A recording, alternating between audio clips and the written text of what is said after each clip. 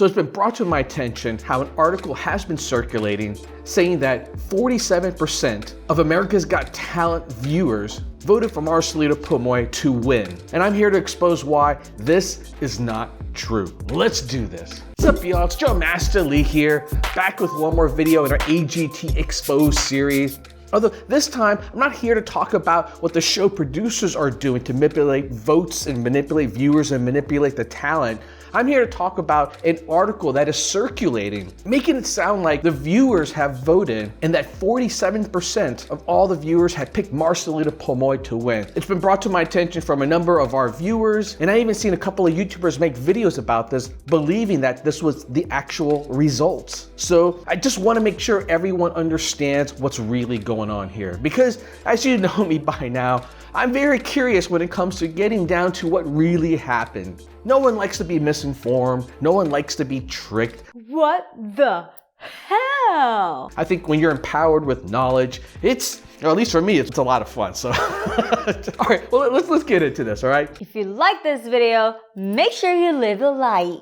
Over at a website called Gold Derby, there's an article that they just recently posted of 47% of America's Got Talent, the Champions viewers vote for Marcelito Pomoy to win season 2. Now, if you were just to read the headline on its own, it makes it sound like, well, one, that the viewers can vote, and that number 2, Marcelito is by far ahead of everybody else, and that basically he's won season 2. It's not true, right? And I think it's really important to understand this, even though I'm going to give away some things about the show here. First off, the show was pre-recorded. It's already over. It was done in last October, which means that this upcoming last final show that you're about to see where they reveal the winners was already predetermined. It's all been filmed. And number 2, it's already been made pretty clear that super fans are the ones who are voting for America's Got Talent champions.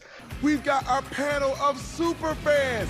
They are America. They're men and women from every state, every corner of the country, and they are here to vote for the act. Not the viewers. I mean, just right there, I can see why people are confused. Because if you watch AGT, the regular series, you can vote. That's kind of the whole premise of the show. And now AGT Champions, well, you can't vote. It's super fans. Who are super fans? Well, we won't really explain it to you. You can see why this creates opportunities for those who want to take advantage of this system and create an article like this, which feels, to me, rather deceptive. That being said, I don't think Gold Derby here is doing this on purpose. If you go to the website and you really read through what they have here, it's an interesting concept. What they do is create these different polls to kind of predict what the average viewer online thinks who is going to win any reality TV show contest. It's not just America's Got Talent. They got sections for Project Runway. They just did one for the Oscars. They got one coming up for The Voice, even the TV show Survivor. So I actually think it's a fun concept. But what they're doing basically with these polls is they're just surveying people online. And that's it. There's no pre-qualifier. In other words, you don't have to actually be a viewer of the show. The headline here can be misleading because they do say AGT the Champions viewers. Now, most likely, it's a scenario of those who actually did view it, whether it's online or whether it's on television. But the reality is that anyone could vote, including people who didn't watch the show. Now that we're sitting here and we're talking about these polls, I actually think it's an interesting opportunity to talk about the validity of surveys like this, because even if you know this doesn't actually represent the winner, you may think that this actually represents what viewers think. In other words, if America's Got Talent did allow voting to happen, this could represent what the final results would be.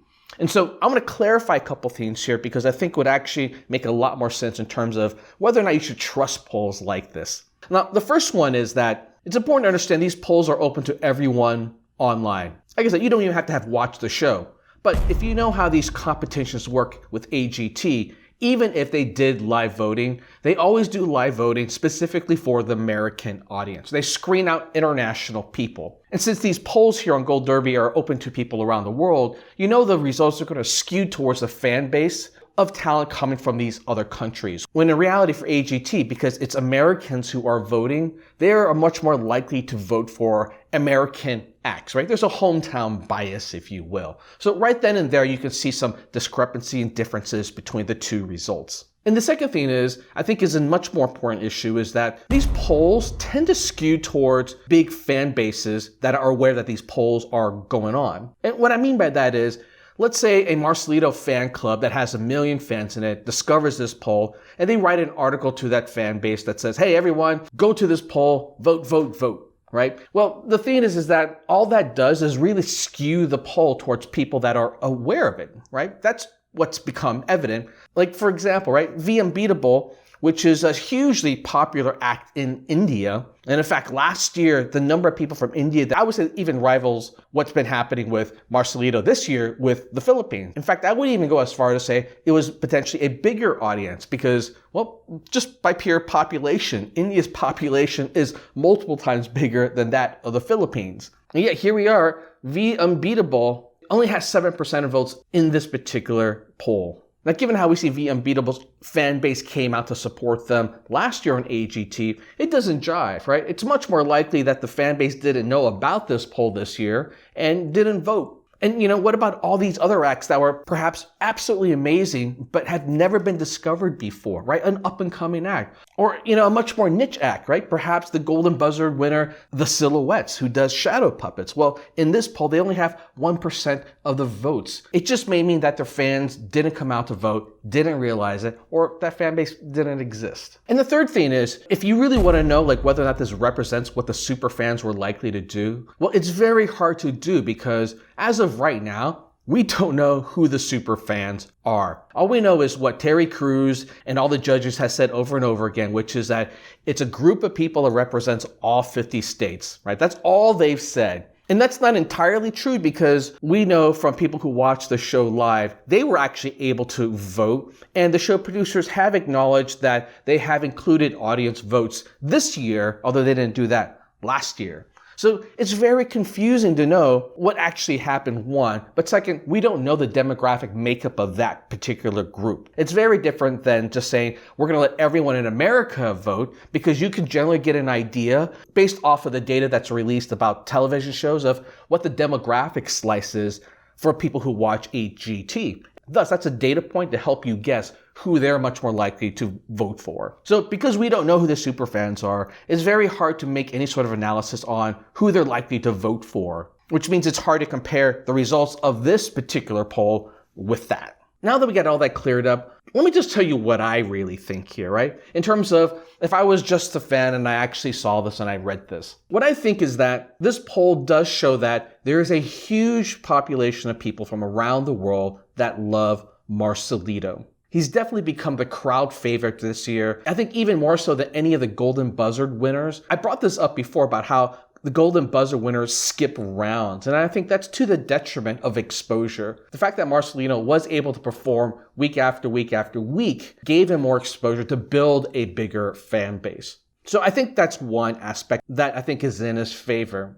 I think the other thing that has become evident through this poll, and also now that we've made a couple of videos around Marcelito, is that even though his original fan base from the Philippines have been very loyal to him and helping support him through this contest, his fan base has definitely grown beyond that since then. Just even looking at the data from who views our videos, the majority of viewers for our Marcelito videos actually are not from the Philippines. Now, it doesn't mean that it's not Filipinos, because what we do know is there are a lot of migrant workers and a lot of immigrants of Filipino descent all over the world. In fact, there's a huge population here in the United States. So it is possible that the actual number of Filipinos is larger than that. I'll never know because no one ever has a check mark what ethnicity they are when they watch a YouTube video. But I am very happy to see that he is getting a lot of support and love from people from all over the world. Now, if you were to read our comments, it does seem like the people who are extra passionate are Filipinos. So there you go, you all. This is a really interesting sort of look at how polls work. They're actually very tricky to administer properly.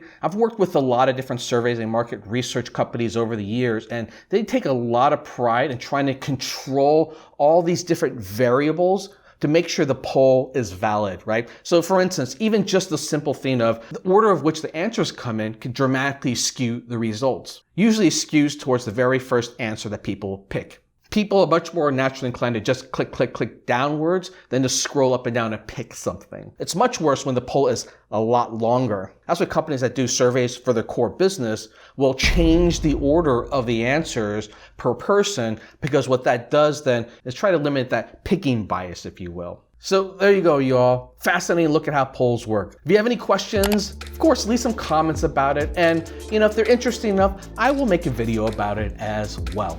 Don't forget to subscribe. In Gold Derby, you may want to change this headline to at least not confuse people any further, because it's just not helping at all. I'm sure there's other ways to frame this where you can still get the clicks and the views without it being framed this way. All right, y'all, peace out.